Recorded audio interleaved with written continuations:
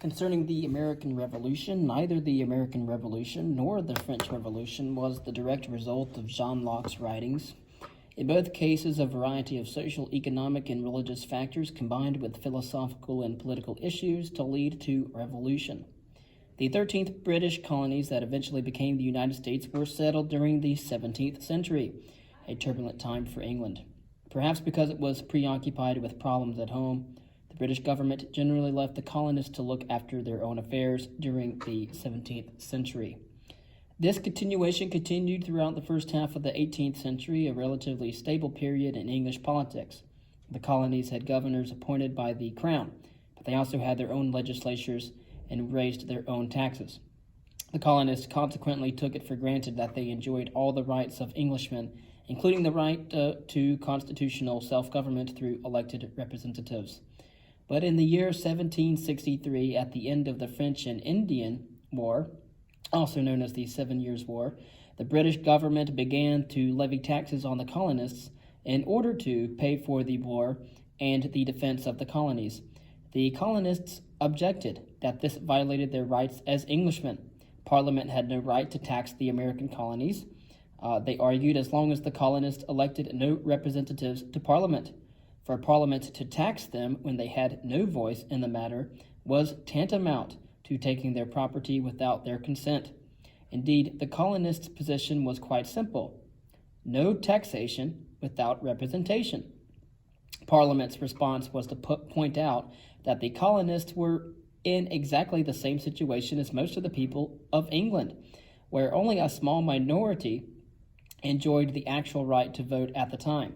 Because of corruption and outdated electoral rules, whole cities were without representatives, yet all British subjects were virtually represented by the members of Parliament, who looked after the interests of the entire Commonwealth. To this argument, the colonists replied by saying, in effect, that if the people of England were foolish enough to settle for virtual representation, so much the worse for them. As the colonists saw it, if representation is not actual, it is not representation at all. This, in brief, was the quarrel that led to the armed revolt in the year 1775. In the beginning, the colonists maintained that they were loyal subjects to the crown, who fought only in order to restore their rights that the British government was supposed to protect, but had instead violated. Yet in little more than a year, the colonists abandoned this position to take the radical step of declaring themselves independent of Great Britain entirely. They took this step in part because of the arguments set out in the Common Sense pamphlet written and published in the year 1776 in the month of February by Thomas Paine, who lived from 1737 to 1809. The arguments of common sense are quite similar to John Locke's in the second treatise, but Paine expressed them in a vivid and memorable way. Society is always a blessing, Paine said, but government, even the best government, is a necessary evil. It is evil because it coerces us and controls our lives, but it is necessary because most of us, fallen creatures that we are, cannot be trusted to respect the natural rights of others. To protect our natural rights, then, we create government. If the government does its job, it deserves our obedience. But if the government fails to protect our natural rights, if it turns against us and violates our rights, the government ceases to be a necessary evil and then becomes an intolerable evil.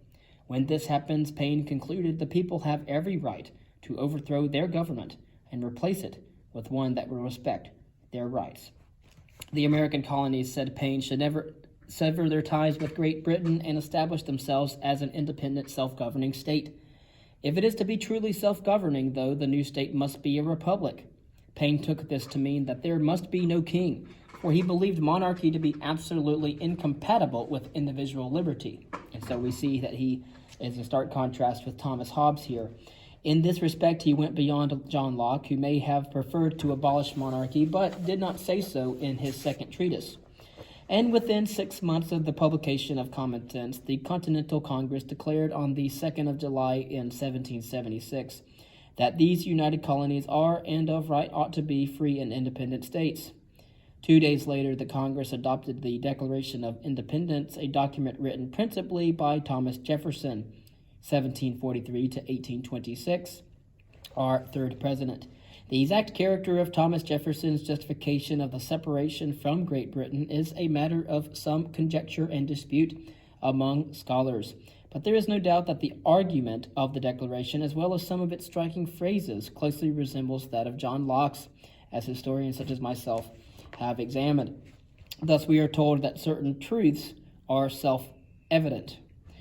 That all men are created equal, that they are endowed by their Creator with certain unalienable rights, that among these are life, liberty, and the pursuit of happiness, that to secure these rights, governments are instituted among men, deriving their just powers from the consent of the governed, that whenever any form of government becomes destructive to these ends, it is the right of the people to alter or abolish it, and to institute new government, laying its foundation on such principles and organizing its powers in such form as to them shall seem most likely to affect their safety and happiness.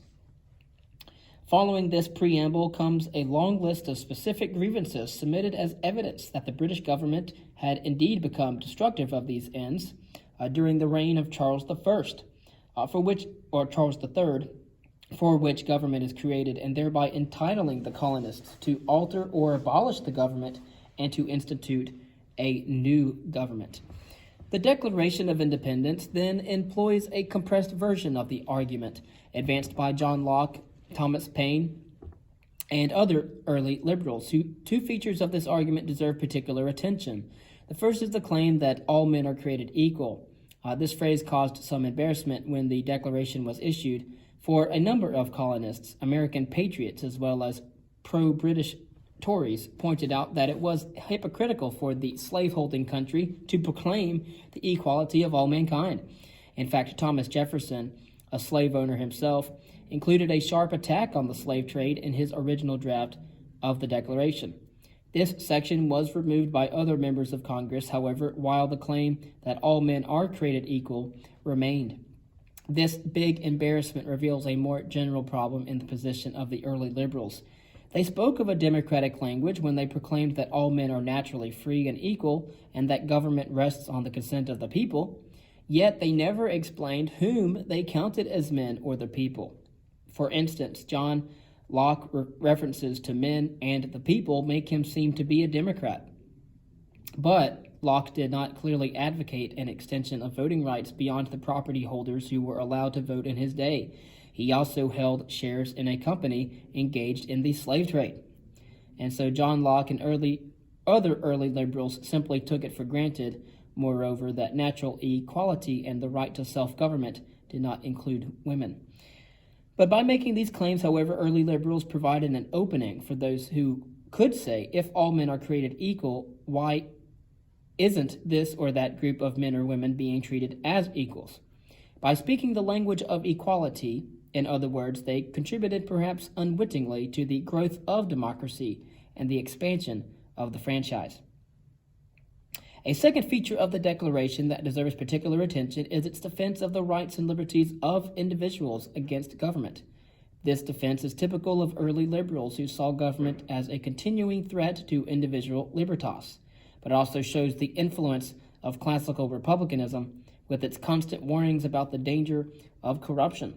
Indeed, the Republican and liberal traditions were so closely entwined at this juncture that it is difficult to separate them. But there were differences of emphasis. Republicans worried about the corruption of the people as much as the corruption of the government, while early liberals were concerned almost exclusively with the abuse of power by government.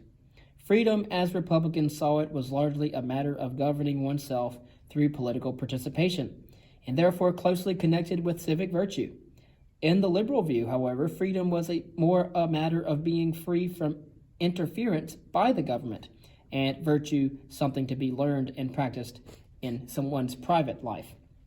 Out of this combination came the Constitution of the United States of America. The Constitution provides for a strong central government, but it also limits the government's power in a number of ways.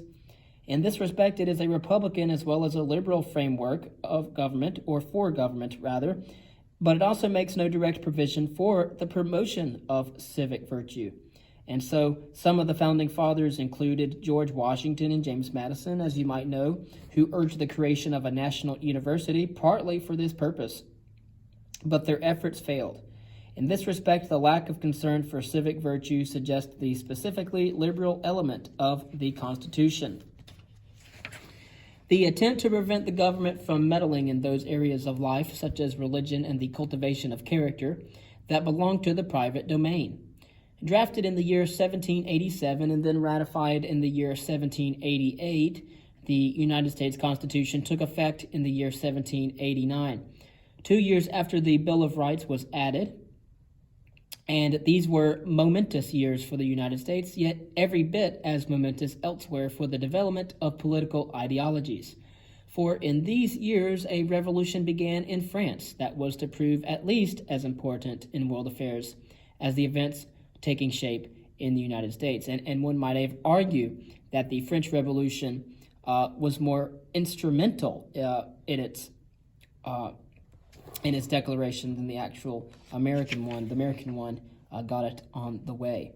So, thank you. And the next we will briefly discuss the French Revolution.